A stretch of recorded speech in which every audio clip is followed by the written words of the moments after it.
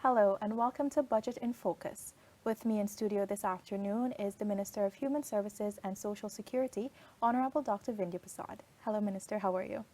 I'm well, thank you, and thanks for having me on today's program so I can share some insight into the budget of Ministry of Human Services and Social Security. Okay, Minister, thank you so much for being here. I know your ministry would deal directly with the people and the services to them. Let's talk a little bit about the budget allocations for your ministry. As you rightly mentioned, the Ministry of Human Services and Social Security is people-centric, and it focuses primarily on vulnerable populations, the elderly or the senior citizens, children, women, persons with disabilities, and also other persons who find themselves in difficult circumstances.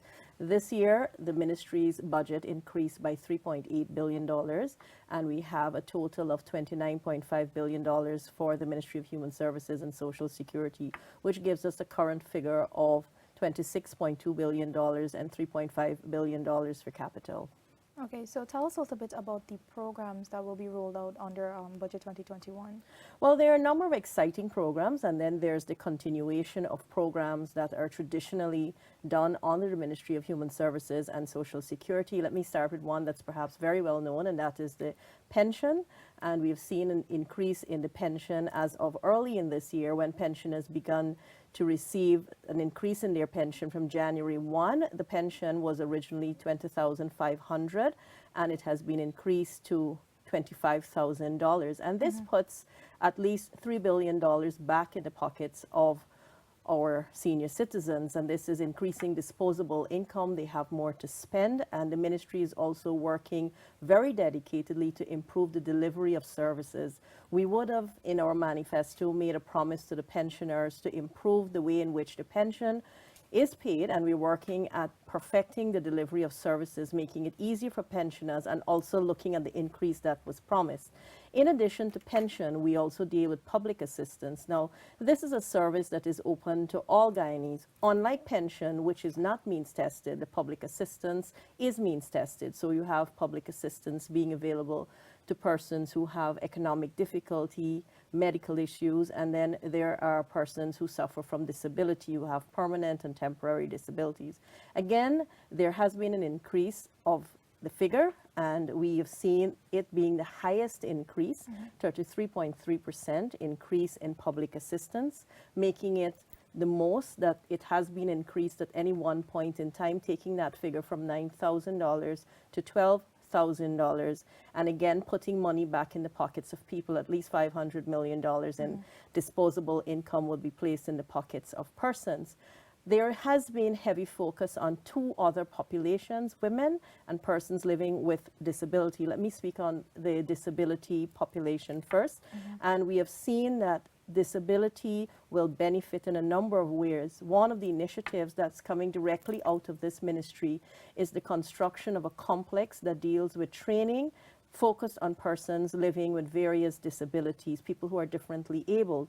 That complex will be placed in the Mahaika Hospital compound, and $30 million would have been budgeted for a modern complex to focus on training, skills training, literacy. There's a space and a place where persons with disability can come, and then $120 million in addition to that has been earmarked for all the training and all the benefits and help that will be given to persons who are living with disabilities. We've also significantly helped the National Commission on Disability to the tune of $50 million.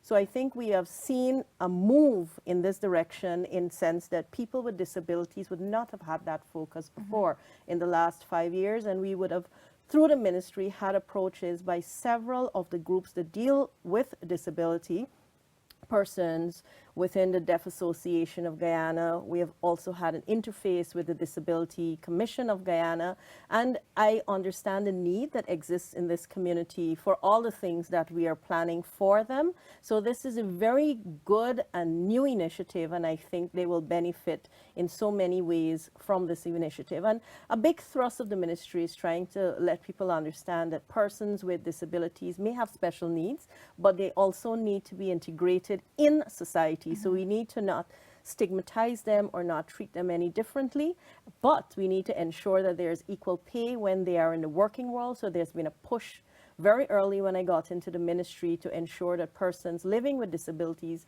they can have employment. So now moving in this direction with the construction of a disability complex, we are equipping them with the skills so that they can get into the working world. So how soon can we see this program rolled out? We have everything pretty much waiting for as soon as the budget is passed. And I know that we can count on the full support of the House, because I think the House will not look at this as something that should be looked at in a partisan nature. I think it is something that is benefiting all the people of Guyana who live with disabilities, and it's long overdue. And if I also move from there to women, we have seen women benefiting too in the budget, and women would benefit in the area of training. $80 million would have been earmarked for training. And as you know, the ministry embarked on a very successful cottage industry initiative. We started with phase 1 of the accessories and garment initiative. We trained in excess of 100 persons from various regions in Guyana. They were involved in making face masks to supply the Ministry of Education and other entities. And thereafter, they were able to benefit financially from the face masks. But that's not the only thing. What they gained was training in a slew of areas, which included business literacy, micro-enterprise development, ensuring that whatever business they're embarking on is sustainable. And we also ensure that they benefited from counseling and information on social issues, the legislation and how it affects them. And from that, we were able to see 58 business proposals emerging from people who before would never have thought that this was a path they wanted to take. Interestingly enough, a number of these persons who were in that program can be considered to be living in violent circumstances, and that's something we have honed in on through the Ministry of Human Services and Social Security, and we want to expand this project. So we'll be continuing with the garment and cottage industry initiative. We'll be moving from face masks to reusable bags. You know, we're not going with single-use plastics in this modern era. We look at other areas like scrubs and how maybe they can supply other garments like drapes and surgical gowns or whatever the hospital uses, and they can come up with a variety of areas that they want to embark on going forward in the area of garment and accessories. But Guyana Women's Leadership Institute, I'm extremely passionate about that. Leadership and women, you know, go hand in hand.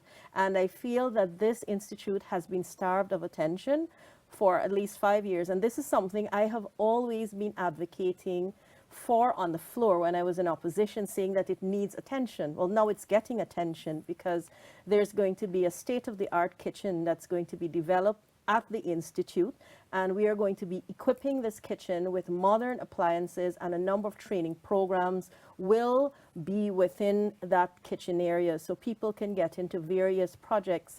We have just launched today a competition for street foods and looking at street tourism, and that's something you will hear about more, but that's just one project that will benefit from the training that comes out of Guyana Women's Leadership Institute. We'll also be encouraging people to start their own catering enterprises, looking at convenience food. There's so many things you can do with food, and the whole thrust of this is we are in a COVID-19 pandemic environment, and people are looking at dining very differently. People are looking at convenience. How can we pick up and go? People are looking at health and nutrition. So that will be the thrust of the training at the Guyana Women's Leadership Institute kitchen. But the training earmarked at $80 million will not only be in the area of food or garments and accessories. We're looking at other things, biodegradable wear, jewelry making, and we are also looking at a computer lab within the Guyana Women's Leadership Institute so that women can have non-traditional or unconventional types of employment, looking at modernizing and giving women equal access and opportunity to areas that perhaps they were not very much present in, things like video editing, graphic design, to name 2 areas. So it's really transforming not only the physical infrastructure at the Guyana Women's Leadership Institute, but changing the way in which women think and how they see themselves in a very modern era, in a very modern time, and in a time when our country is poised to deliver.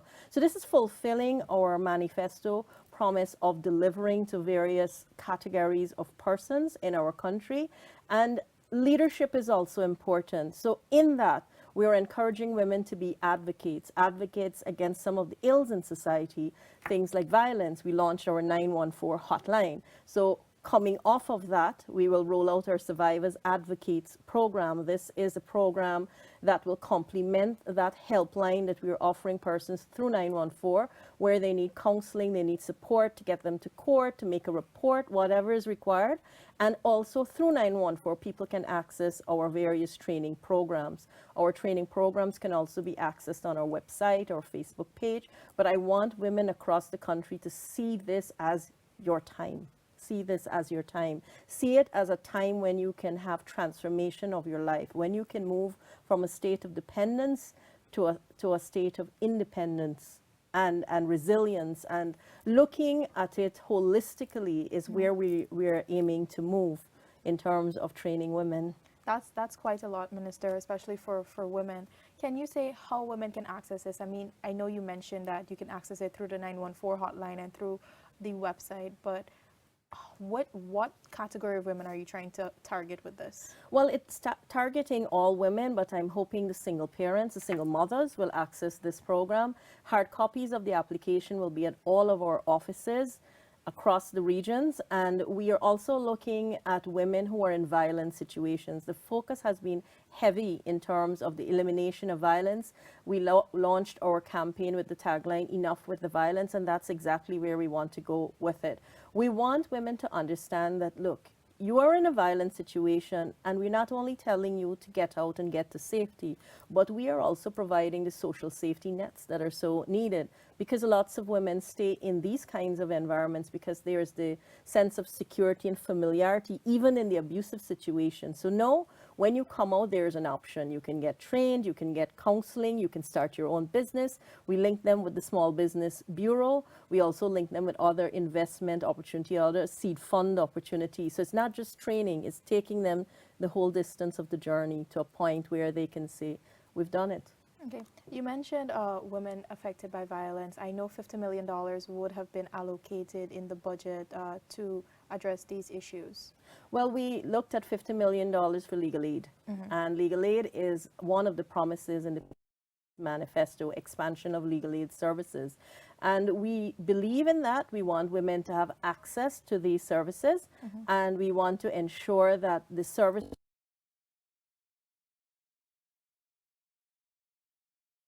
ensure not only that the services are in the region, but we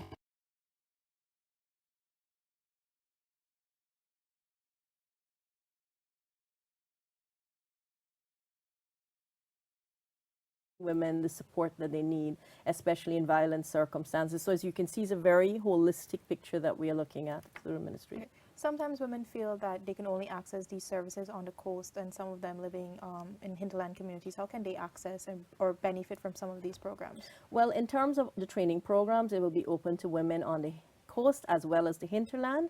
Just to let you know that the Guyana Women's Leadership Institute has a residential area, so we can actually bring women out. But the big push is to take a lot of the training to communities so that people can be in an environment where they're comfortable, but it's also being conscious of the COVID-19 pandemic. But all of the services, every one that the ministry is embarking on, will be accessible by all women, both on the coast and the hinterland, whether it is requiring us to bring them out or go into them to take the services or place the services in their community. Okay. Minister, I want to take you a little bit back to the complex at Mahaica. Tell us a little bit more about it. You said that it will offer a range of training services, but how can a person living with disabilities access the services offered here? First, we have to construct the complex, and then we will have the application process open, and we're not going to make it prohibitive. In other words, once any person feels that they want to constructively contribute to their community, to the society, and ultimately their country, and they feel that they want to access these skills, it's an open door policy. pretty much you come in, there's a register of persons with disabilities, first of all, through the National Disability Commission. So whatever programs we offer, we will also give that information to the commission so that can filter out. We will work with all of the disability organizations that exist across the country, and we will widely publicize and advertise all the training opportunities that we are offering so that any person, and I mean any person, can benefit. As you know, each disability brings with it different challenges. So people who have mobility issues might want to benefit in some way. People who are visually impaired might look at something else that they can do. So it's working not in a sense where it's, you know, rigid. We are tailoring it to fit whatever the need is. And we will be consulting with those persons living with disability to give us an idea too of what they think are the things that they would most likely gravitate to, but it's also taking them to a point where whatever skills we give them, those skills should be marketable. Those skills will result in them receiving a certificate after the training program so that they're employable. So it's that kind of tangent that we're taking. Okay, well, and what age range are we going to be looking at for these I think once they persons? leave school upwards. Okay, and Even if you have school dropouts, they can benefit and too. it's the same thing for the women as well, Absolutely. across the board. Across the Now, board. Minister, we started off by saying that your ministry is people-centric. Now, let's talk about how exactly this will benefit the wider population. Well, we haven't even touched on children, but yes, it will benefit the wider population, because if you look at all of the measures, you can't look at them in a vacuum. Each measure adds up and adds on. If we look at the subsidy that we gave the pensioners, now we're having VAT off across the board, so everybody's going to benefit. In addition to those pensioners that would have benefited, 28,000 of them who are metered. So now you're having the population, once you're metered, you're going to benefit from VAT off. They're benefiting from a subsidy. Then you look at the zero-rated food items and the food basket.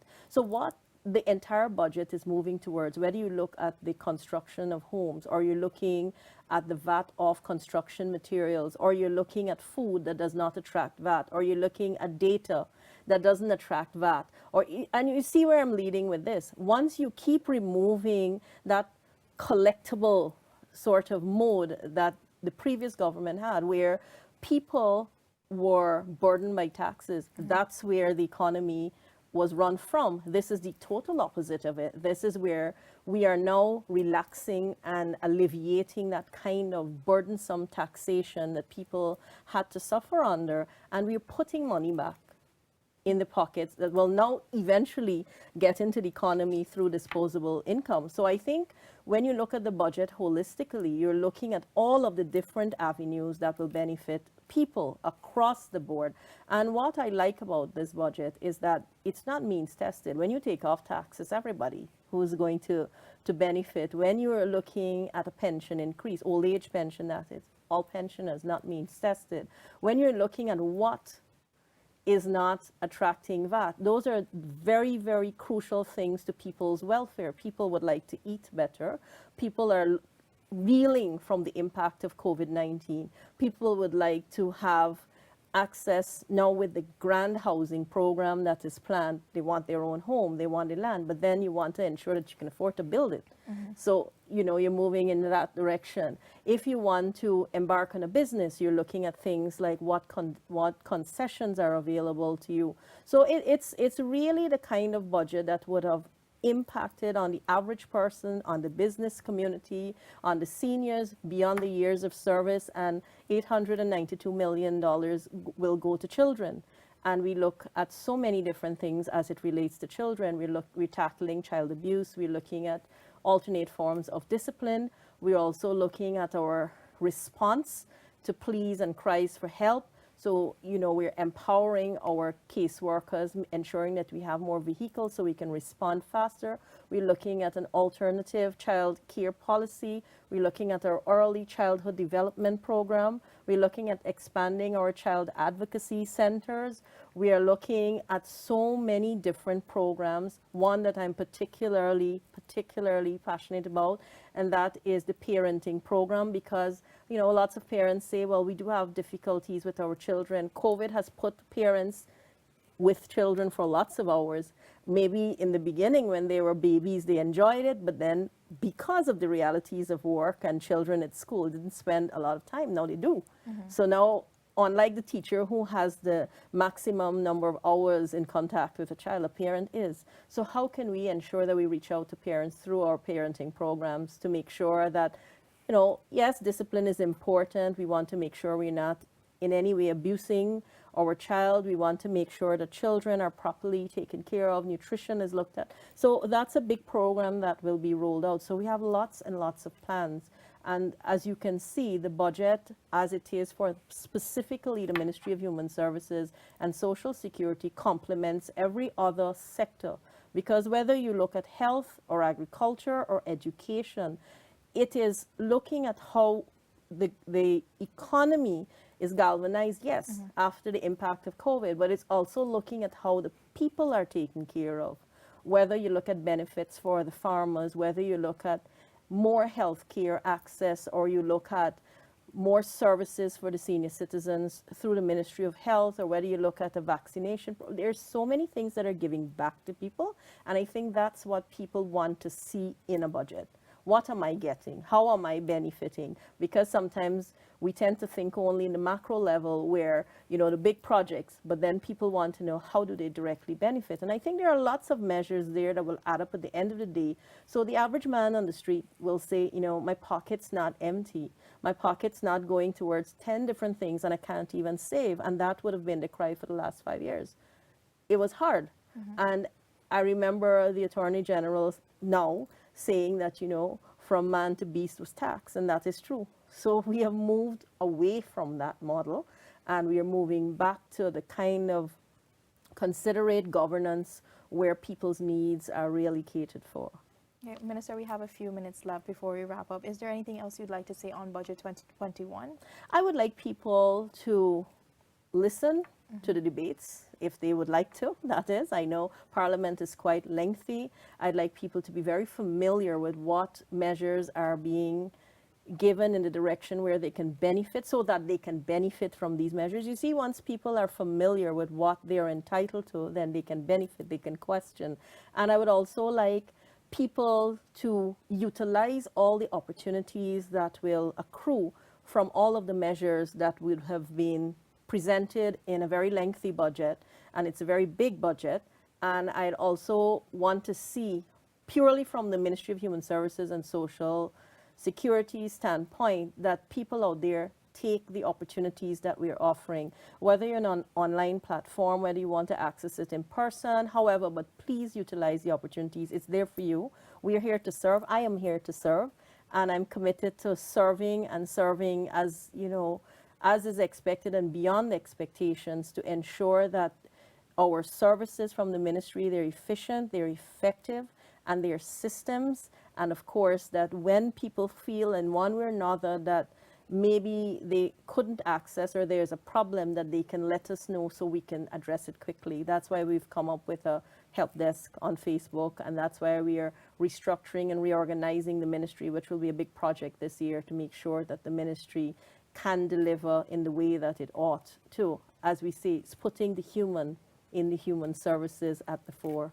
of what we want to do. Okay, thank you so much, Minister. Thank you for your time today. This has been Budget in Focus. I'm Anara Khan. Thanks for watching. Thank you.